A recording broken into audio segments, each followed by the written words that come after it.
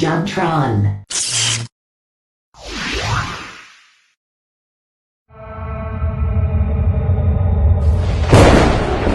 Welcome to part 1 of the JonTron Halloween Special! The top 10 Mario Kart tricks! Number 10. DK Mountain is one of those immersive tracks that plays out as much like a story as it does a racetrack. First, you make your trek up the side of the mountain before hitting a cannon which sends you skyward. Please notice that this constant velocity maintained is definitely physically accurate. After reaching the top of the mountain, you make your way back down the rocky path while satisfyingly pummeling the enemies ahead of you. I've always liked this level because it stands out from the rest. It's not just flat, it's multifaceted, allowing for much strategy. With its colorful backdrop, expressive scenery, and varied terrain, DK Pass holds up a solid number 10 spot on this list.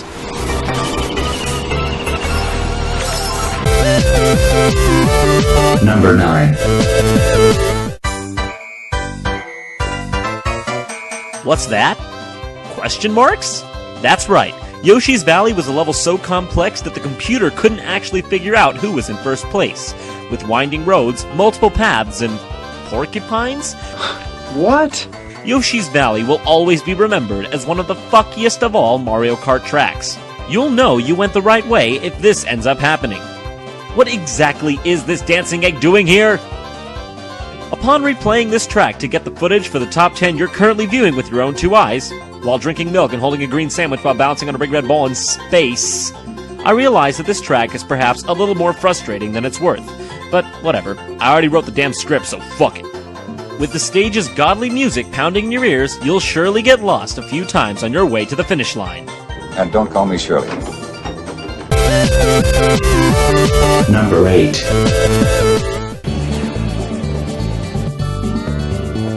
Innovation is the word that comes to mind when I think of Daisy Cruiser. Innovation indeed. With most Mario Kart tracks taking place in a geographical location, Daisy Cruiser takes place in the middle of the ocean. On a fucking boat! Daisy's boat, to be exact. By the way, who gives a fuck about Daisy anymore anyways? Yeah, I know, she was in Mario Land, but still. Don't we already have one annoying princess in the Mushroom Kingdom? Do we really need a palette-swapped clone?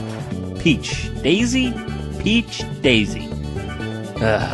Anyways. In this level, you zipped your way through all the ins and outs of this brown-haired fuckhead's cruise liner, with some of the more memorable portions being the pool, the lower deck, and finally the awesome dining hall, which had tables that would sway from side to side with the rest of the ship. All in all, this was a ride that will be forever burned into the minds of Mario Kart fans alike. Number 7. If you asked me what it is that's so awesome about Choco Mountain, chances are I wouldn't really be able to tell you in 10 words or less, but anyone who's played this level knows just what I mean when I say amazing.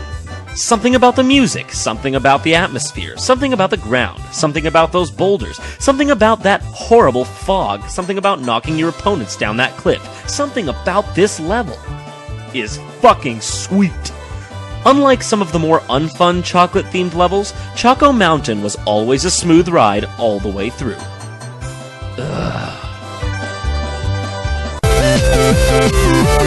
Number 6.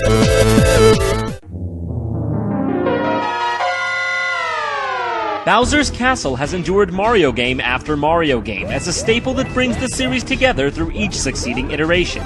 This fact is no different when applied to Mario Kart. Bowser's Castle serves as an anchor point in the series, reminding you of just how much you really do love the Mario universe. The ones on Super Nintendo were challenging, and the background was just kind of mystical, while the one on the N64 was grand and epic. And the one on Double Dash was a constant reminder to the awe and inspiration behind Bowser's architecture. Sure, maybe if you strip these levels of their colors and themes, they would be nothing special, but that's not really what Mario is about, now is it? These levels were a constant reminder that when a developer puts their time, effort, and love into a project, something amazing can happen. Perhaps the best times we've all had playing these games are the times we felt we were really a part of the Mario universe, and the Bowser Castle levels are a true testament to this. In Mario Kart, Mario World, or other, Bowser's Castle will always live on in our hearts as a solid foundation to why we play video games in the first place.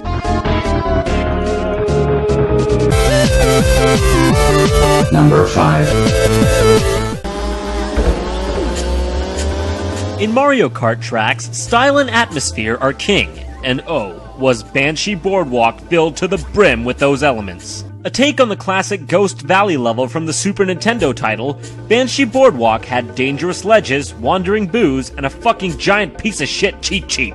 What's great about this track is that not only would a red shell incapacitate your foe for a few seconds, it may very well have knocked their sorry ass off into the drink. There was no toying around with this level. It was the real deal.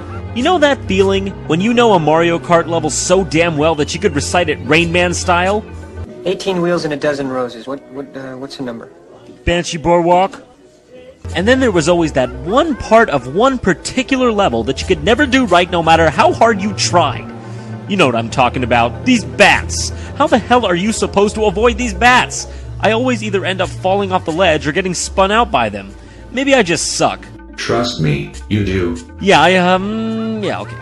Challenging, spooky, and most importantly, fun as hell, Banshee Boardwalk was an oceanic cruise to gaming bliss. Number 4. Video games are a medium like no other, and through them it's possible to continue certain ideas almost like tradition. Airship Fortress is evidence to this fact. We all remember trouncing our way through Bowser's airbound wooden castles in Super Mario Bros. 3, and we were able to yet again relive them through Mario Kart DS. Though previously our wheels had never skid through these halls, we felt at home, and as if we'd been there before. The level design here is also superb. Starting off with the airship in sight, you know you're in for a wild ride. Lower areas filled with fiery pillars, upper areas with skyward cannons, and the ever-dreaded Monty Mole ready to trip you up and prevent you from your perfect time. Careening through the spiral corridors of this track, you really felt as if you were caught in the midst of warfare, and with a large roster of players, there was much fun to be had with Airship Fortress.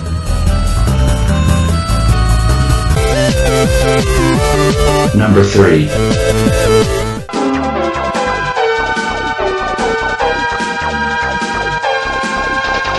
You'd done it. You'd blazed your way through all of the levels in the game, and there was only one more monstrous challenge that lay before you. Rainbow Road. Throughout every installment of this series, Rainbow Road has proved that Mario Kart lives on in the hearts of many a generation, with each version bringing something new to the table. Don't be fooled by this track's multicolored exterior, because below the surface lies a lengthy and treacherous journey. Sure, some versions are more challenging than others, but Rainbow Road is and was always a trek through adversity. Some people may argue that Rainbow Road is too plain, overlong, and boring. But nay, I say, it ain't that way. Though my favorite will always be the one from Super Mario 64, I think these levels bring a sort of cohesiveness to the series. The graphics were always dazzling and enchanting, making me want to sit and stare at their beauty for hours upon end in gamer ecstasy. One thing that always stood out to me was the texture of the road on the Double Dash version. It felt very real, almost like you were power sliding on Disney Princess Wishes. Not to mention the music on these tracks. Always a delight. Some things can't be definitively judged by skill or quantity, and Rainbow Road is such a thing. I can't tell you my exact reasons, but I know that my gaming brethren and sistren would vigorously agree with me. Rainbow Road is and will always be a magical experience that can be shared by all for years to come.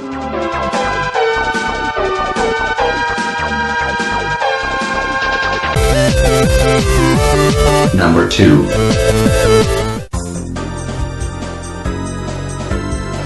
Wario is such an anomaly.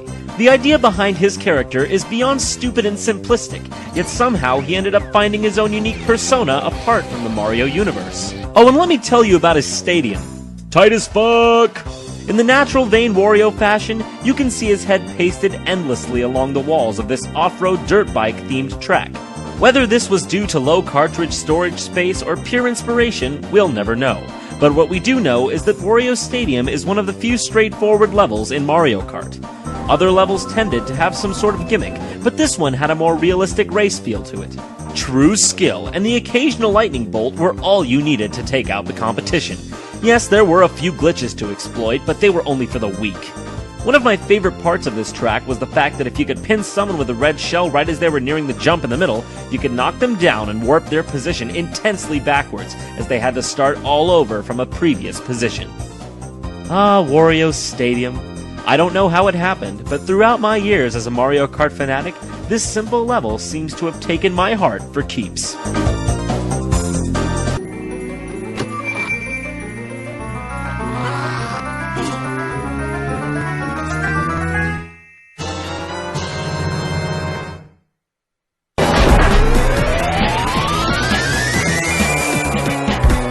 What's this?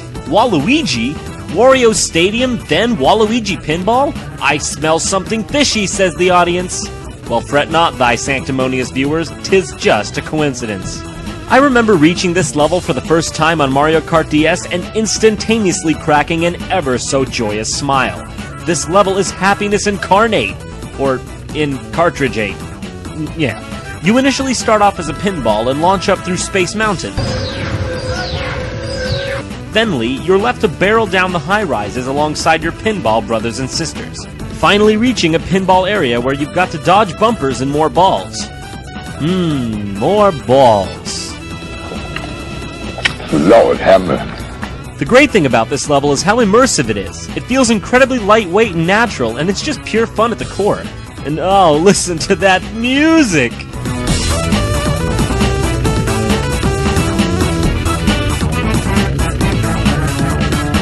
It's got that sort of Sonic the Hedgehog casino feel to it, and what's great is that the sound effects change from the normal and convert to this arcade feel. Well, only on this level too. I have no idea why, but it's awesome. You know, it's not particularly long or that complex, but something about it is so addicting and fun. Hell, I'm not even sure if any of you out there agree with me on this, but I'll tell you. As it stands, Waluigi Pinball is for sure my favorite Mario Kart track.